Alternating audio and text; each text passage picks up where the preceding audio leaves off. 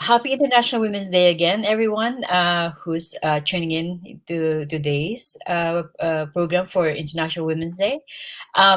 We have another special guest today, Kim. Oh, sorry, Kim. How do you pronounce your surname? Is it Maida or Maida? Maida. I just want to Maida. be sure. Yeah, okay. Yes, thank you. I've been introduced at conferences many times, Yeah, and my name it's has been mispronounced, so I Maida. appreciate it. It's Maida. But I've always had it as Maida in my mind, but I haven't pronounce pronounce it in the broadcast or whatever. Okay. Kim has actually been one of our supporters, even from the time when she was with a company prior to Ionic. So we're happy to have her again. And Kim, do you want to just quickly introduce yourself? Sure. Hello, everyone. Um, as Jen said, my name is Kim Maida. I am the Vice President of Developer Relations at Ionic. Great. Okay.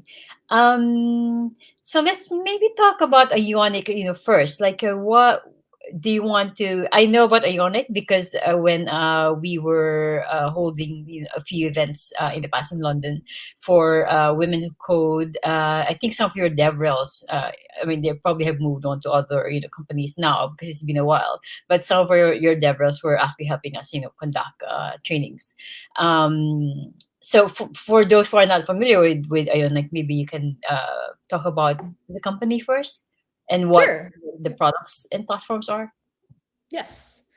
So Ionic provides a platform for developers and enterprises to build applications on a variety of different platforms. And these platforms include the web, mobile, desktop apps.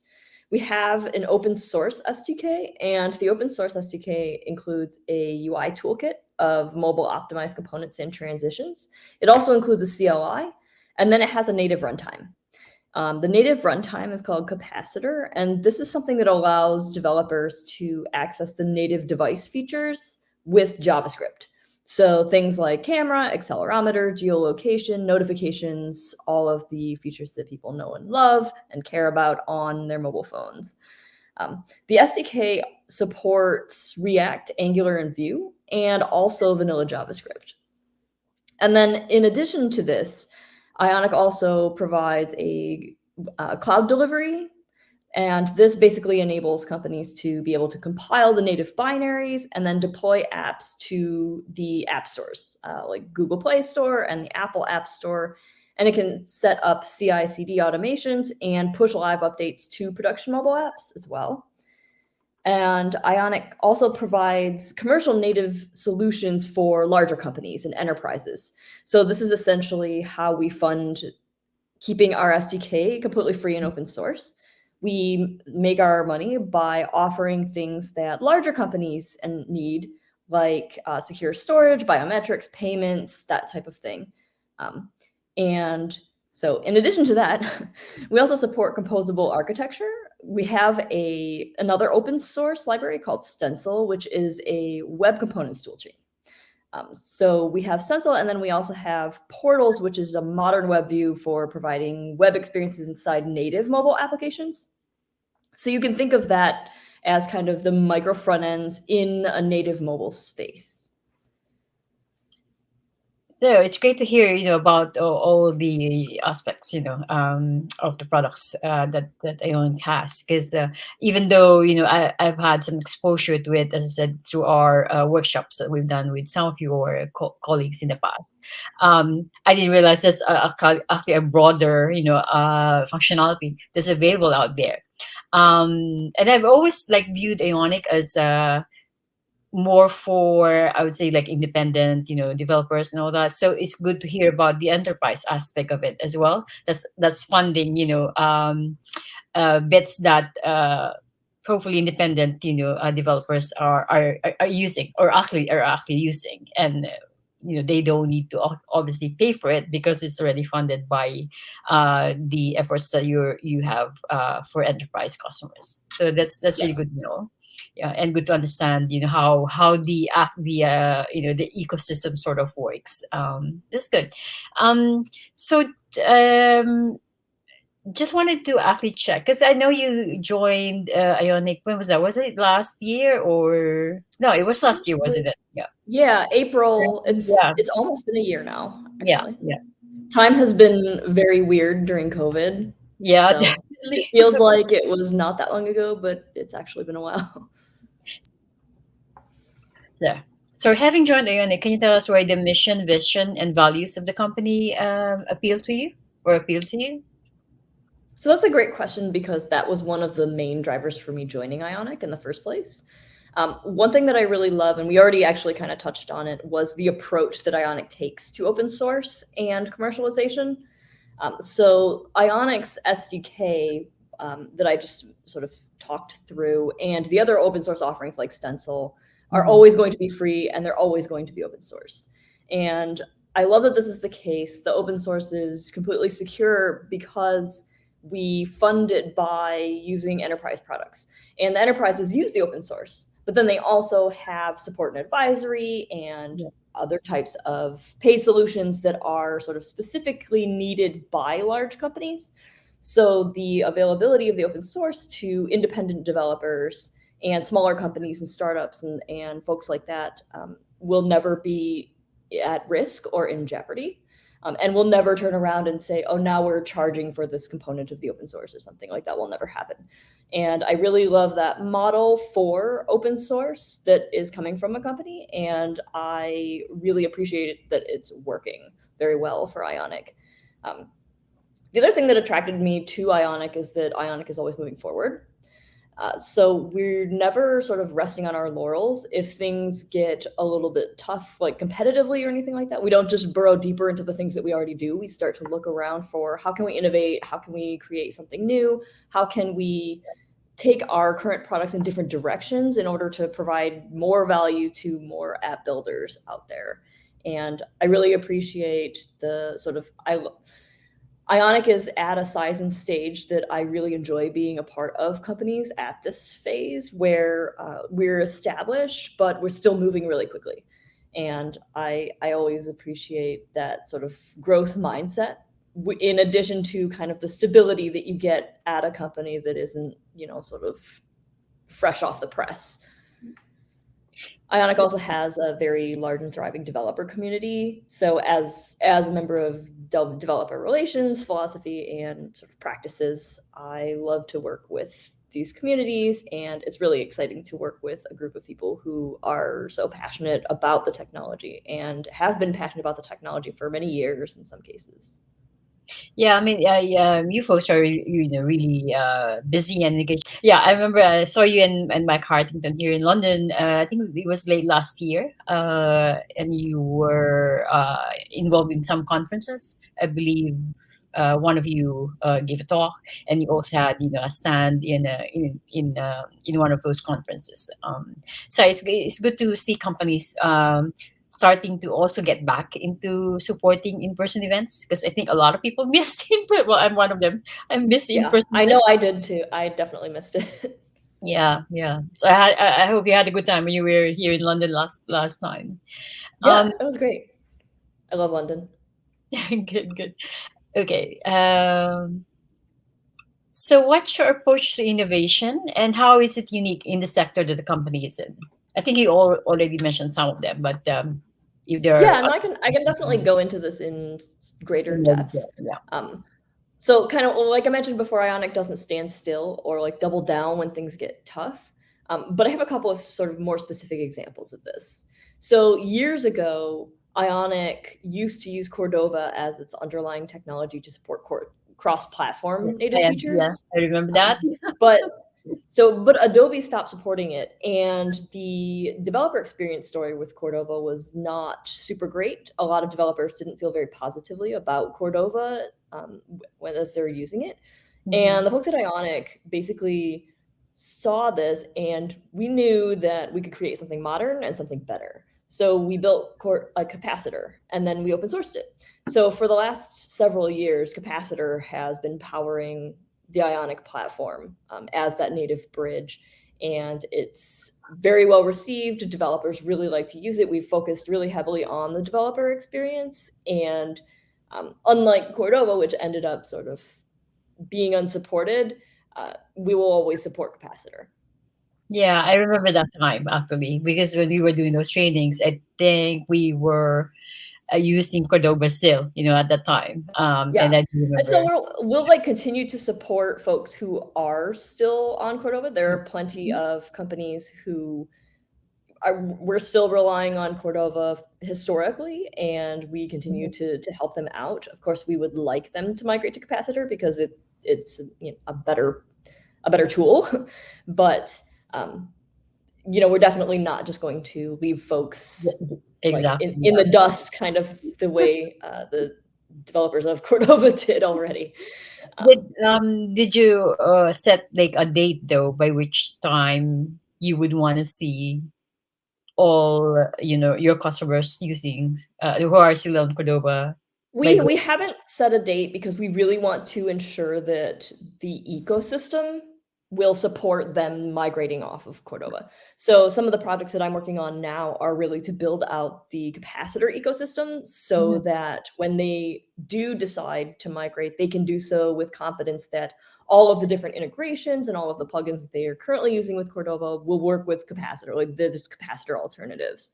So we really kind of want to make sure that infrastructure is there before we go and give people like a drop dead date. I don't think we're going to Deadlines, end up yeah. really doing that. We're not going to pull the rug out from under people, I think. That's great to hear. I'm sure some of our clients will be happy to hear that. So, talking about developer relations, so are there any specific programs you want to talk about in terms of how you're reaching out to developers and how you're, growing the developer ecosystem for Ionic? Yeah.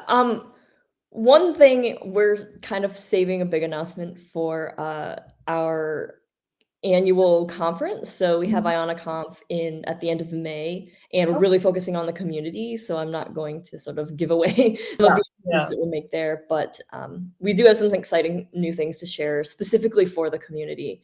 Um, but also, I can talk a little bit more about the project that I had mentioned, which is around enabling the capacitor ecosystem. Mhm. So we really want our users and our customers to have an entire ecosystem at their fingertips when they want to build or integrate something, like anything they want to be able to do. So we are building things in house, but also we're looking for, I'm basically leading a search for technical partners, other companies that we as Ionic can help them build capacitor plugins and SDKs in order to bring their software and their services to more users.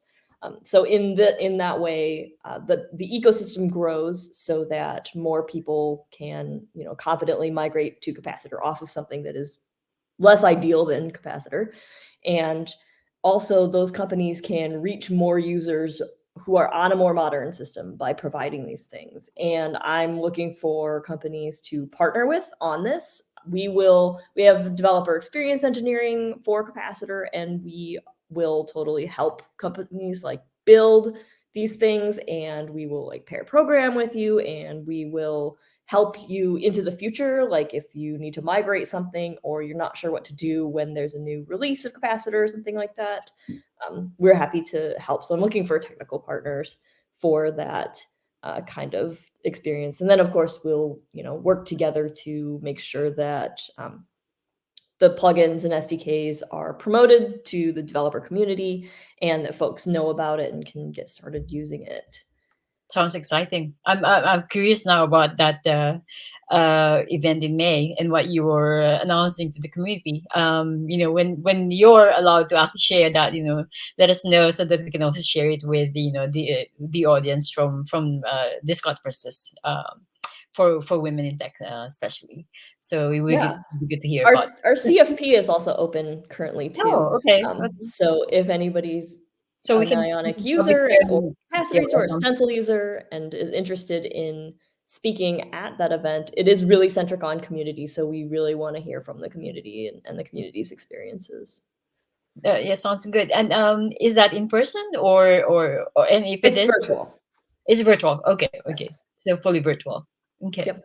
We're Yeah. hoping someday to have it in person again, but Yeah. this year might is not quite the Probably year for not. that, I think. Yeah, yeah. I was hoping to. I mean, even for this conference, to be honest, we used to do this in person, and yeah, I was hoping that it's gonna be back in person this year, but I don't think it's it's a good idea yet to do that, especially for this one because the last time we did this in London, we had, I think we had 1,800 plus registered, and probably around 1,300 to 1,400 plus attended. And it's Oh, obviously it's not, wow. and it's a free conference. Like we don't charge for tickets because the last thing I want to see is for the ticket cost to be a barrier for women to attend, and and obviously like. Avail of the workshops, especially that we offer. We have like 40 plus workshops sometimes, ongoing throughout the day. So yeah, it's not as easy to shift, for at least for me, from virtual to in person for this conference. So we'll see how it goes this year. We're supposed to do this again in October because it happens twice a year.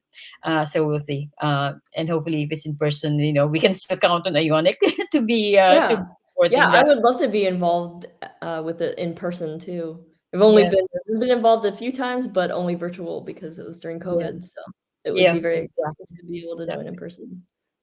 And you were supposed to actually speak at one of the conferences that we were gonna do Yeah, I back in did speak at one of them. 2020, I believe, right? Was that RxJS? I can't even. Yeah, I think it was RxJS, wasn't it? Oh, I spoke at Techno Day too, um, but yeah, I think Exactly, there yeah. was an RSJS one that was supposed to be in person, and I was going to speak in Yes. person, and then That it was like was March ended up being 2020, remote. right in the middle of when things are happening, left. Yeah, It was yeah. so that was a nightmare, honestly. Yeah, But I think yeah, the challenge was I was co-speaking with somebody else, and our talk doesn't yes. work really if we weren't Oh, together. okay. So, doing it remotely was just gonna be so challenging that I think the talk wouldn't have succeeded in that format. Yeah. Yeah. Okay. So why do you think developers need communities to thrive? Well, I think developers need communities because they need to be able to communicate and share and learn from other people who are in the same space or have similar challenges or have very different challenges so that they can understand like what the whole spectrum of things that they may come across might be. They can get interested in other things that other people are involved in too that maybe they haven't had exposure to before. um, but I really think that nobody wants to feel like they're working in a bubble. Nobody wants to feel like they're alone or they're in isolation. And I think developer communities have become potentially even more important during COVID because we are in isolation. Like we are working alone and being able to connect with other people who are in the same situation, working with the same technologies, having the same challenges that are both like technological but also social, and workplace related, and learning to work remote and all of these things. And communities really just help us overcome those problems. And they also help us to have somewhere to share what we're doing and to promote our wins. Like if we're working in a bubble and we accomplish something amazing, how are we going to feel awesome about it if we can't share that with people who will learn from it and appreciate, what And kind of also things and what give kind of feedback. benefits you can get from that type of Yeah. thing. Okay, so maybe we can talk about your career, Kim. So do you want to give us a bit of a background, how you got into tech, what were you doing before, if it's not tech, and if there are tips you want to share to our audience, especially for women who are just starting in tech or wanting to get into tech. Yeah. So how much time do we have? I guess it's a question, regarding my career. I've come on a long journey. I'll try to paraphrase as Far much as away. possible. But I was actually a biologist, before I got into tech. When I was a kid, I went to a summer science camp and learned HTML. This was before CSS even existed, but I learned HTML. I started making little websites, for stuff I liked, like my hobbies and anime that I liked and things like that. Um, and ultimately, I continued to do that sort of throughout school and then into college. But I never, for some reason, for whatever reason, I always had my heart set on going into science as a Mhm. career. And so I did that. I went to college, I graduated. I then worked as a field technician for a few years. But the whole time I was still kind of doing this side gig thing where I Mhm. freelance built websites for people. And eventually I had sort of come to the realization that I didn't want to spend 8 more years in school uh, getting a higher degree. I didn't want to get a PhD. I didn't want to go do a postdoc. I didn't want to do all of these things in order to become a professor, basically, because that was the primary route Mhm. given the field of science that I was in. Um, so I ended up going back to college, and so it's ironic because I did end up going back to school anyway. But I went for human bio and dietetics, and while I was doing that, I actually got a job for the university just to sort of help pay my student loans and my rent and everything, doing web development. So I was working doing web development and taking these bio classes, and somewhere along the lines I realized that I wanted to do web development as my actual profession. So I switched majors. I got a degree in telecommunications and digital media, which was like as close to web development as they had at my university. um, but before I was done with that degree, I actually had a full-time job at an agency as a web developer. uh, so I did development at agencies for a while and became an engineering manager, was leading teams. I eventually um, got married and had a baby. And during that time, I walked back in after my maternity leave onto a project that required over 100-hour work weeks. It was super intense. I was working nights, weekends. I was not seeing my kid at all. And that was really, really hard. So ultimately, I decided I couldn't sustain that physically or mentally. And I decided to get a job that was hopefully not sort of leadership or management anymore. I needed a little bit of a break to do IC work and focus on my own personal skills in like coding and development. So I joined Auth0 at that point as a content engineer. So I was writing tutorials for developers, technical tutorials for developers, teaching them how to use various different types of technology, how to learn about authentication and authorization and that type of thing. And I really enjoyed creating content for developers. So I'm going to kind of truncate a bunch of stuff here, but uh, eventually that led me to a role in developer relations. And I began leading developer relations teams. I decided I was ready to sort of get back into the leadership and management track.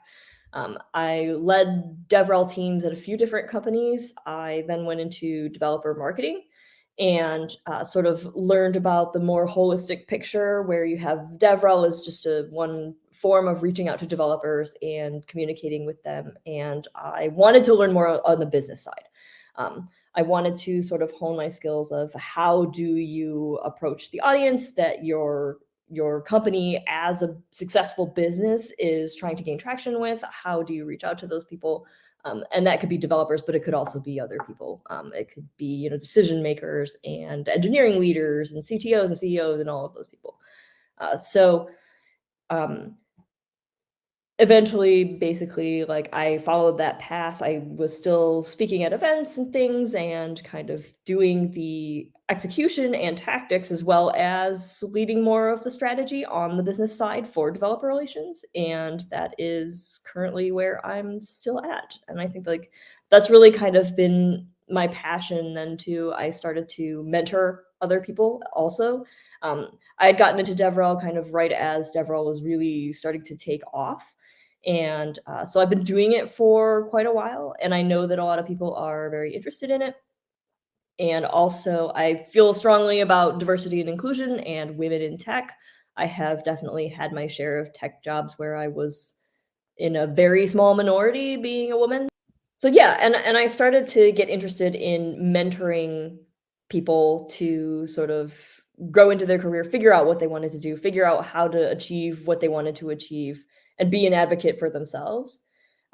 So I think one of the things that I would tell that I tell folks, and I spoke actually directly about this particular topic at Techno Day last year, I Last think. year, yeah, Um, yeah. We're but it actually was going the to watch seven that seven video as secrets to well. highly successful developers.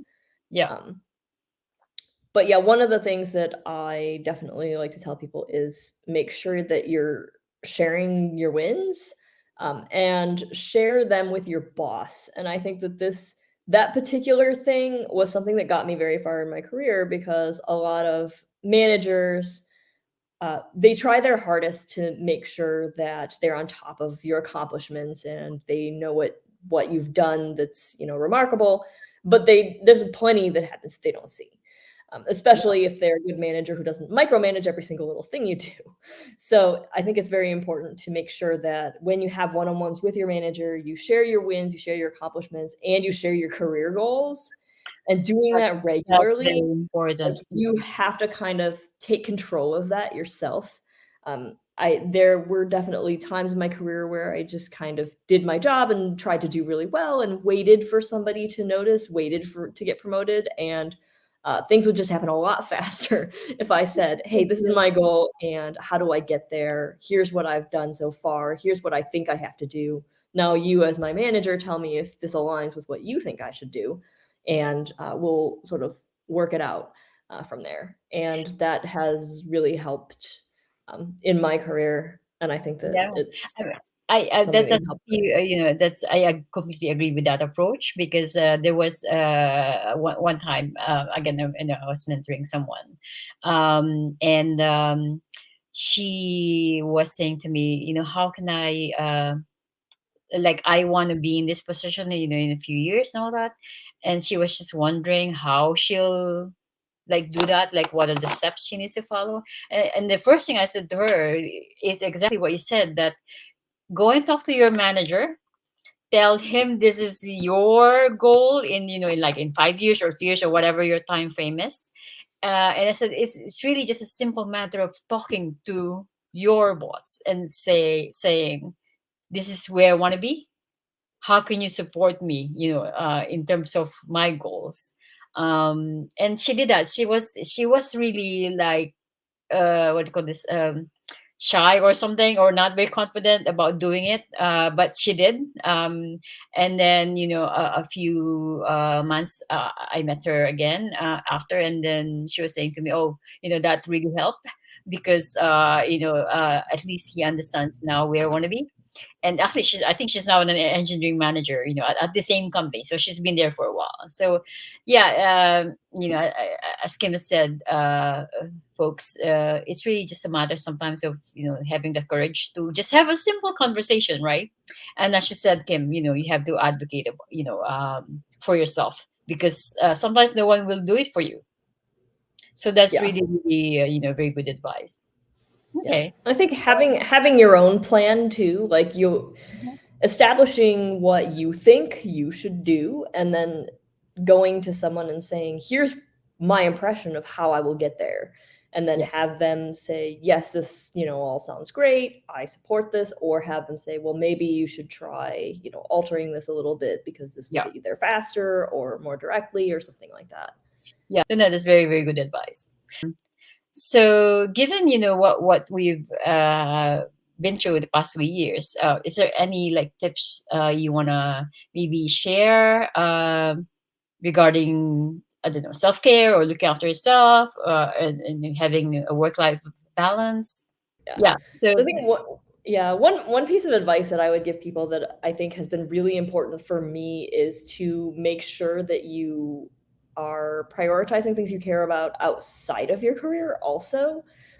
Because I definitely have been the person who would go home every night and code until like 1 o'clock in the morning on my own stuff. And like after I get done with work, I just write apps like on the side. Mhm. And I spend my, sort of all of my free time thinking about code and thinking about engineering and thinking about how can I progress my career and all of these things. And I think I've just become a more well-rounded and more fulfilled person by making sure that I reserve time for my family, for my hobbies, for cultivating hobbies that aren't code. Like I know a lot of people for a while, and this might have changed more recently, but for a long time it was like we want a superstar ninja like to the moon rocket Yeah. developer Yeah. who will you live and breathe and eat and sleep code like, and it's like that's not healthy actually is what I found by doing it myself. And so I've cultivated some hobbies that I care about a lot, and I have like a side gig making keycaps for Yeah, mechanical keyboards and miniatures, and I think and they're that like so nice. I've seen a lot of them, and they're really. We'll oh, add thanks. we'll add a link to your Instagram account, for that. Okay, thanks. Um, but yeah, like I care about having creative outlet. My creative outlet previously was just like make apps, but channeling that in different directions, I think, has just helped me to feel better when I am working, actually, because then I can kind of be more focused. I know this is Yeah. the time that I have carved out for myself to think about coding and leadership and developer relations and all of these things that are related to my career. And then I have time carved out that for things that are specifically not related to my career. And I think just having that balance has really helped me also just like kind of get through COVID and not just go Yeah. down like one track and be stuck in that track. Yeah, I think Yeah, a that's lot of people, I would definitely encourage people to not feel guilty if you don't want to code in your free time. oh, definitely, yeah. Yeah, and talking about COVID, obviously a lot of people went through, some mental health challenges, especially Mhm. during this time. So yeah, it's good to, find some other, ways to decompress and be out of this like coding, mode the whole time because it's not healthy. So yeah, I'm glad that you shared, your approach to that, and hopefully people will take away something from that and find some hobbies. And Yeah. your hobby Well, is really nice. Like I'm envious of how creative you are. And I'm sure when people actually look at your Instagram account, they'll see what I mean. Because they're really nice, and Kim's really good at it. Like she's very creative. So yeah, thank you. definitely check Um, that out. but yeah, so many people have such remarkable hobbies and skills. I love seeing the things that like people in the developer community do in their spare time. Yeah, There's so many cool things that people do. And for folks who have changed careers, I love hearing about the careers people have had before and the things that before, they've yeah. done. A lot of times it's completely unexpected, but these types of things make us more well rounded as human beings, give us more experiences. Yeah, definitely, definitely. Okay, I think we're going to wrap this up. Thanks, Kim, for being part of this event, and as I said, thanks to Ionic and you for continuously supporting women in tech events like this. As I said, even when this conference is happening in person, I didn't really want to charge for tickets, so we're always depending on sponsors, to support us, especially in person, because oh my God, the venue alone costs us a lot because Yeah. the venue and feeding people like I mentioned we had 1,300, 1,400 attendees last time, and feeding that many people costs a lot. So it's not a simple thing just saying, oh, we'll have a conference. So it's a big challenge, but I totally enjoy it. And with support from people like yourself and companies like Ionic, obviously we can continue doing this, hopefully for a long time. So we're on our Yeah. fifth year actually. I didn't even realize that this is the fifth year that we're doing this. So I'm glad to see that we've we've obviously um, stayed on and not we didn't have to stop just because COVID happened. But yeah, thank you so much for putting on this event, and I'm always happy. I love being involved with it, and I really hope that there will be circumstances where we can do it in person, and I That was can it. come back to London and meet everybody sort of face to face. Yeah. But we're always happy to support. Thank you. So my plans before was to actually roll this out to other regions. So we did it in Taiwan as well. Oh, awesome. That's Once amazing. before the pandemic.